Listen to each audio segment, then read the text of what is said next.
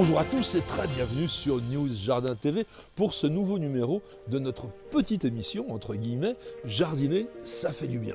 Alors nous sommes dans notre petit jardin de l'Essonne comme d'habitude et ma petite femme Nicole, vous savez, ma petite jardinière, est à la caméra. Et vous êtes habitués aujourd'hui d'avoir ces belles images. Nous sommes en plein hiver, le mois de janvier commence à tirer à sa fin. Ce matin, il y avait moins de degrés, il y avait du givre vraiment partout. Alors difficile d'intervenir sur les plantes. Je vous rappelle que lorsqu'il gèle, on ne plante pas et on ne taille pas. Alors qu'allons-nous faire aujourd'hui? Eh bien, regardez derrière moi, nous avons une vieille clôture. Elle est en bambou, elle a 25 ans, elle tient encore mais difficilement, d'autant que le lierre de notre voisine est en train de l'envahir. Alors je vous propose tout simplement de l'arracher. On va l'enlever et on va la remplacer. Alors ça sera peut-être difficile de retrouver les mêmes modèles de bambou, mais nous allons conserver le style japonisant de ce petit jardin avec effectivement une clôture en bambou qui sera mise en place par une équipe de paysagistes que je vais vous présenter tout à l'heure.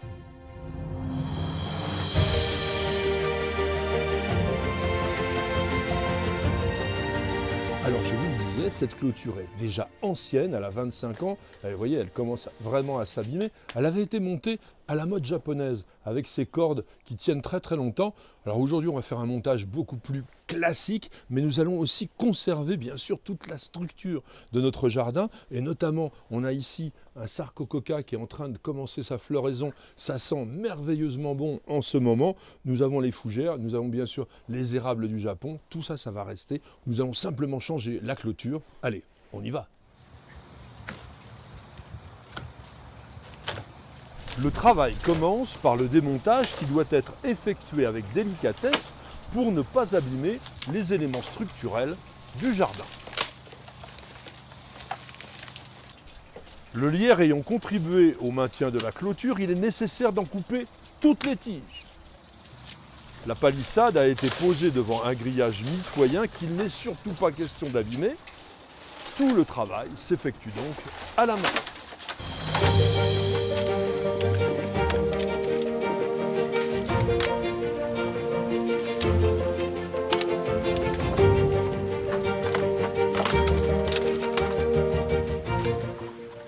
L'ensemble des éléments éliminés étant biodégradables, ils seront broyés puis compostés. Le sol est nettoyé grossièrement afin de pouvoir signaler l'emplacement des futurs poteaux à l'aide d'une bombe de marquage. Les poteaux de soutènement de l'ancienne palissade avaient été scellés dans une très généreuse fondation en béton. Afin de pouvoir installer la nouvelle structure, il a été nécessaire de la casser avec un marteau-piqueur et nous avons même dû utiliser parfois une barre à mine. La future clôture sera maintenue par des poteaux en bambou naturel de 10 cm de diamètre et de 2 mètres de long. Ils vont être scellés dans des trous de 20 cm de profondeur. La palissade étant constituée de lattes en bambou fendu, une armature est nécessaire pour assurer rigidité et longévité. Elle est constituée de 2 traverses insérées à angle droit et à bonne hauteur dans les parties inférieures et supérieures des poteaux. Ce sont des chevrons en épicéa de 63 mm d'épaisseur et 75 mm de haut. Ces chevrons sont emboîtés dans une mortaise creusée dans le poteau en bambou et dont l'ouverture est ajustée selon les besoins au fur et à mesure du montage. Une fois les renforts mis en place, ils sont fixés avec des vis inox à filetage partiel de 8 cm de long et 5 mm de diamètre.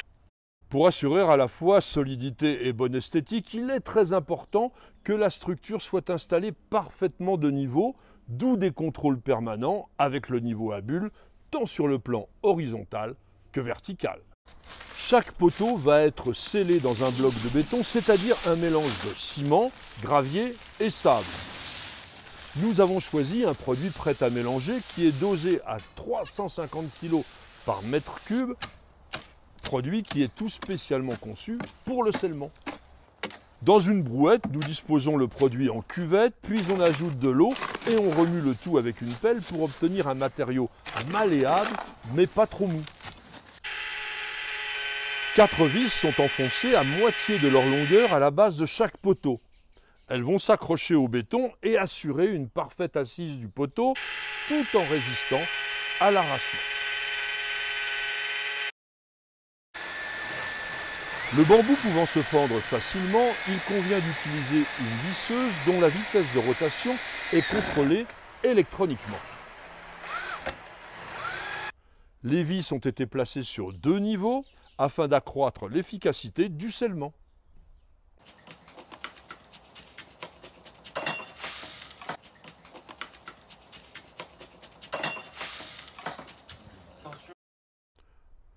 Le trou est rempli avec le béton qui est réparti dans les moindres anfractuosités du sol et légèrement tassé avec une baguette en bois. Et bien sûr, à chaque étape du scellement des poteaux, les niveaux sont soigneusement contrôlés. Toute la structure est posée au fur et à mesure, les éléments de renfort ayant été numérotés afin de s'adapter à un panneau précis. En effet, de légères variations de dimension sont fréquentes vu que les lattes sont en matériaux naturels. Il est indispensable de réaliser des avant-trous avec un forêt fin pour ne pas risquer de faire éclater la structure ligneuse dure mais cassante du bambou dont la tige n'est pleine qu'au niveau des nœuds. On perce un trou sous chaque assemblage poteau et traverse afin de pouvoir noyer toute la partie creuse dans de la mousse expansive polyuréthane. Nous avons utilisé le produit Purlogic Street Fighter. Cette mousse est injectée à l'aide d'un pistolet adapté que propose la marque du produit. La mousse va éviter les infiltrations d'eau qui entraîneraient une dégradation rapide du matériau naturel. Les excès de mousse polyuréthane qui ont coulé sur les parties visibles de la clôture sont éliminés lorsqu'ils sont assez consistants, mais attention, pas encore secs. On coupe le plus gros avec un cutter. Et pour les tâches superficielles de faible épaisseur, nous avons utilisé le pistolet qui avait servi pour l'injection. Mais cette fois, nous l'avons relié à une bombe de nettoyant à base d'acétone qui dissout rapidement toutes les traces de mousse.